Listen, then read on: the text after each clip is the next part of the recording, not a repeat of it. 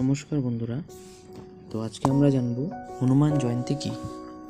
হনুমান জয়ন্তী বা হনুমান জন্মোৎসব হলো একটি হিন্দু উৎসব। উৎসবটি হিন্দু দেবতা এবং রামায়ণের অন্যতম নায়ক হনুমানের জন্ম উদযাপনকে চিহ্নিত করে। হনুমান জয়ন্তী উদযাপন ভারতের প্রতিটি রাজ্যের সময় এবং ঐতিহ্য অনুসারে পরিবর্তিত হয়। ভারতের বেশিরভাগ উত্তরাঞ্চলীয় রাজ্যে এই উৎসবটি হিন্দু চৈত্র মাসের পূর্ণিমার দিনে পালিত হয়। কর্ণাটকে হনুমান জয়ন্তী শুক্লপক্ষের ত্রয়োদশ তিথিতে মার্গশিরোষা মাসে বা বৈশাখ মাসে পালন করা হয়। অন্যদিকে কেরল এবং তামিলনাড়ুর মতো কয়েকটি রাজ্যে এটি ধনু মাসে পালিত হয়। হনুমান জয়ন্তী পূর্বাঞ্চল রাজ্যে উড়িষ্যার পনা সংক্রান্তিতে পালিত হয়, যা উড়িয়া নববর্ষের সাথে মিলে যায়। হনুমানকে বিষ্ণুর অবতার রামের একনিষ্ঠ ভক্ত হিসেবে বিবেচনা করা হয়, যিনি তার অদম্য ভক্তির জন্য ব্যাপকভাবে পরিচিত।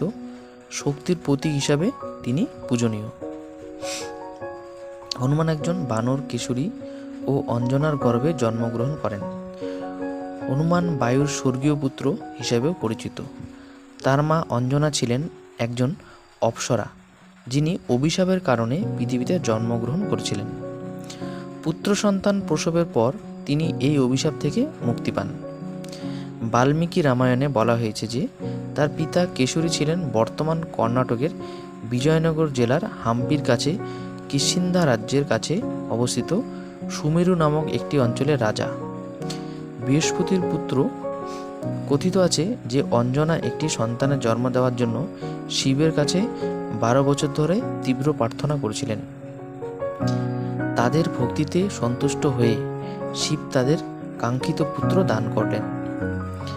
একনাথের পর্বত রামায়ণে বলা হয়েছে যে অঞ্জনা যখন রুদ্রের উপাসনা করেছিলেন, তখন অযোধ্যা রাজা দশরথ সন্তান লাভের জন্য ঋষি ঋষ্যশৃঙ্গের তত্ত্বাবধানে পুত্র কামেষ্টির অনুষ্ঠান করেছিলেন।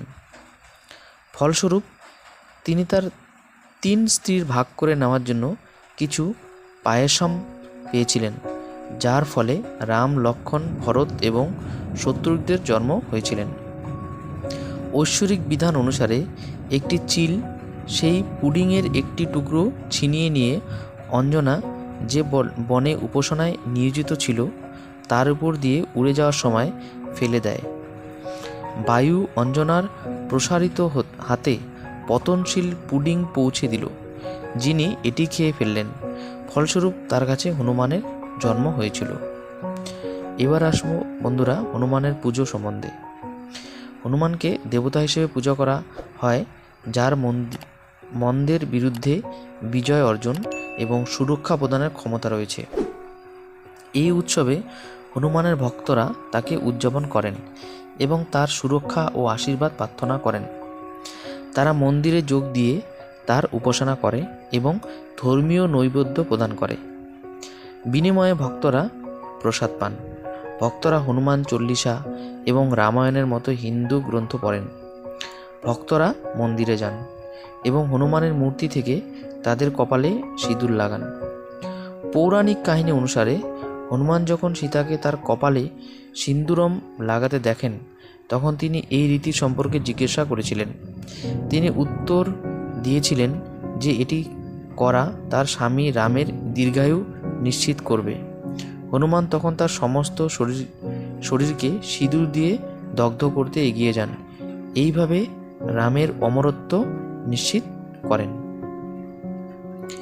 এই হনুমান পূজা বিশেষত দক্ষিণ ভারত, তামিলনাড়ু ও কেরালায় হনুমান জয়ন্তী পালিত হয় মার্গালি বা ধনু মাসের অমাবস্যা তিথিতে।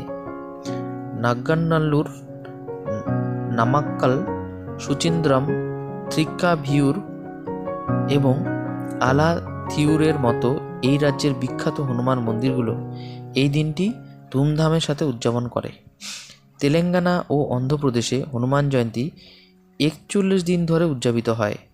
চৈত্র পূর্ণিমা থেকে শুরু হয় এবং বৈশাখের কৃষ্ণপক্ষের 10ম দিনে শেষ হয়। মহারাষ্ট্রে হনুমান জয়ন্তী হিন্দু চান্দ্রমাস চৈত্রের পূর্ণিমা দিনে পালিত হয়। হনুমান জয়ন্তীর একটি বিশেষ বৈশিষ্ট্য হল কিছু ধর্মীয় পঞ্জিকা অনুসারে হনুমানের জন্মদিন আশ্বিন মাসের অন্ধকার পক্ষের চতুর্দশী দিনে পড়ে। আবার অন্যদের মতে এটি চৈত্রের উজ্জ্বল পক্ষের পূর্ণিমার দিনে পড়ে। এই দিনে একটি হনুমান মন্দিরে আধ্যাত্মিক বক্তৃতা ভোরে শুরু হয়, যেহেতু হনুমান সূর্যোদয়ের সময় জন্মগ্রহণ করেছিলেন বলে বিশ্বাস করা হয়। জন্মের সময়কালে আধ্যাত্মিক বক্তৃতা বন্ধ করা হয় এবং প্রত্যেকে খাদ্য নৈবেদ্য বিতরণ করা হয়। এই দিনে এই অঞ্চলে বেশিরভাগ হিন্দু মন্দিরে আধ্যাত্মিক বক্তৃতার আয়োজন করা হয়। তো ধন্যবাদ বন্ধুরা, ভিডিওটি ভালো লাগলে এবং হনুমানের ভক্ত হয়ে থাকলে অবশ্যই লাইক এবং সাবস্ক্রাইব করো। ধন্যবাদ।